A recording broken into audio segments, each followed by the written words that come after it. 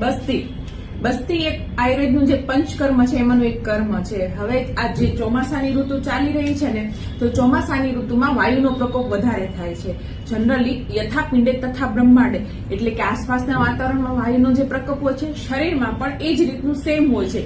પરિણામે ઘણીવાર એવું જાણવા મળતું હોય છે આપણને કે જેને સાંધાની એની તકલીફ રહેતી હોય છે ને, ઠંડા વાતાવરણમાં આ ઋતુની અંદર દુખાવો વધારે રહેતો હોય છે, પાચન તંત્રની તકલીફો રહેતી હોય છે, તો એમના માટે બેસ્ટ છે બસ્તી.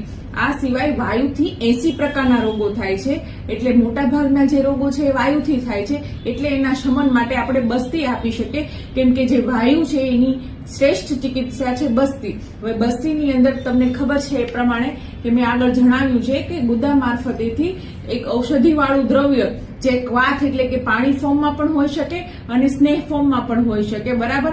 તો એટલે કયા પ્રકારની તકલીફ છે એના આધારે બસ્તી આપે છે. તો ચોમાસાની ઋતુની અંદર નિરોગી વ્યક્તિ પણ બસ્તી લઈ શકે છે, જેને કોઈ પણ જાતની તકલીફ નથી હોતી, તો એને માત્રા બસ્તી પણ આરામથી આપી શકાય છે.